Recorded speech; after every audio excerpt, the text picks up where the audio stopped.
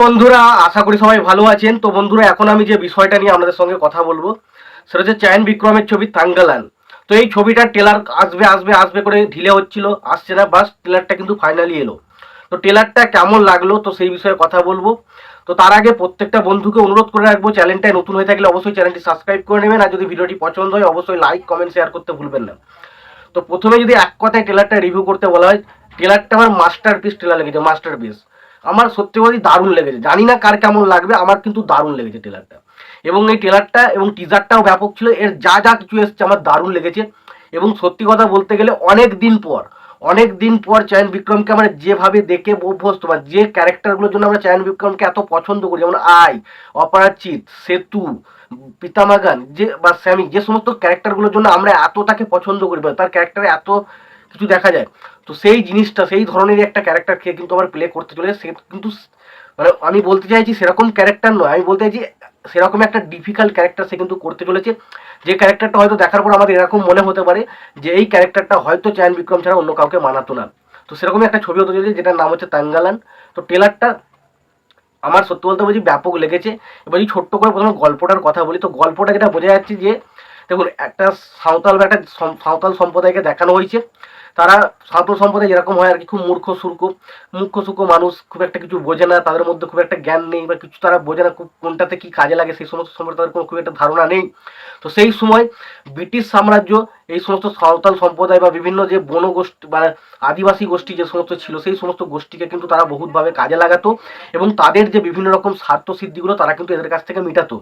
এবং সেই একটা জায়গার কথা এখানে তুলে ধরা হয়েছে, এবং সেখানে হয়তো হতে হতে একটা এমন একটা কিছু জিনিসের খোঁজ পায় যেখানে হচ্ছে কোলার গোল্ড ফিল্ড, যেটা আমরা কেজিএফে দেখেছিলাম, সেই জায়গাটার সন্ধান কিন্তু এখানে ওই ছবির মধ্যে রয়েছে। এবং জানা যাচ্ছে যে সেই সময় তারা সেই জিনিসটা মানে সাঁওতালদের কাছ থেকে কেড়ে নিতে চাইছে, কিন্তু পরবর্তী সময় সেই আদিবাসী সম্প্রদায় বা সাঁওতাল সম্প্রদায় যখন বুঝতে পারছে যে এই জিনিসটা যদি তাদের লাইফে আসে তাদের জীবন অনেক পরিবর্তন হতে পারে, তখন তারা সরাসরি কিন্তু ব্রিটিশদের সঙ্গে তার একটা যুদ্ধ বাঁধছে। ফলে সেই যে যুদ্ধ, সেই সমস্ত বিষয় নিয়ে হচ্ছে সিনেমার মেন ঘটনা। এর বাইরে আমার যতটুকু মনে হলো এইটুকু নিয়ে হচ্ছে সিনেমার ঘটনাটা হতে পারে। এবার দেখুন, প্রথমে আমার সব থেকে যেটা পজিটিভ লেগেছে সেটা এই ছবির যে ওয়ার্ল্ড বিল্ডিংটা যেভাবে দেখানো হয়েছে না জায়গাটাকে, একটা মুহূর্তের জন্য মনে হচ্ছে না এর কোনো আদিবাসী সম্প্রদায় বা আদিবাসী গ্রাম নয়। এটা পুরো এত সুন্দরভাবে বিল্ডিংটা দেখানো হয়েছে, বা এত সুন্দরভাবে ওয়ার্ল্ড বিল্ডিংটা করা হয়েছে, খুব দারুণ দারুণ, মানে বিউটিফুল। এবং তার পাশাপাশি আমরা আদিবাসী সম্প্রদায়কে যেভাবে, ধরুন, একটু খুখার টাইপের হয়, তারা তো যেহেতু বনে জঙ্গলে এই সমস্ত জায়গায় ঘুরে, তাদের একটা সবসময় লাঠি থাকে হাতে, তাদের চোখ মুখে একটা অন্যরকম থাকে, এবং তাদের পোশাক আশাক যদি দেখেন সেই জিনিসগুলো, মানে এক কথা বলতে গেলে পোশাক আশাক বা কাস্টম ডিজাইনটা দারুণ হয়েছে, দারুণ। যে মেকআপের কাজ দুর্ধর্ষ, মানে জাস্ট চায়ন বিক্রমকে কি লাগছে, দেখবেন কি লাগছে, দুর্ধর্ষ লাগছে। এবং তার পাশাপাশি ছবিতে সংলাপ বলতে গেলে দু একটা ডায়লগ আছে, সেগুলো খুব যে এক্সট্রাঅর্ডিনারি লেগেছে তা তো ভালো।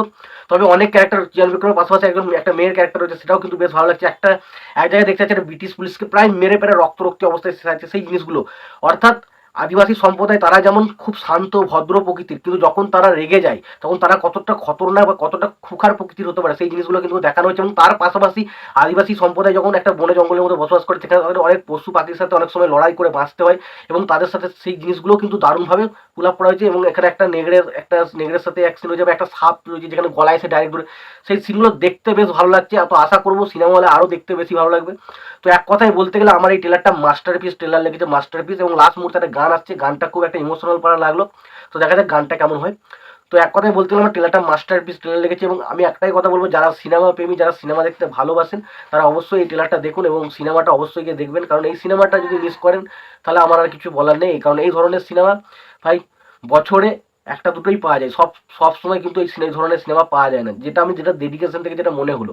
তো এক কথায় বলতে গেলে এটা খুবই ভালো একটা সিনেমা হতে চলেছে। এবং হয়তো এই সিনেমাটা এবার বক্স অফিসে কেমন কি সফল হবে সেটা আমি বলতে পারছি না, বাট আমি একটা কথা বলতে পারি, এই ধরনের সিনেমা কিন্তু সব সময় হয় না, সব সময় পাওয়া যায় না। এটা খুবই একটা ভালো, খুব সুন্দর একটা অসাধারণ সিনেমা হতে চলেছে।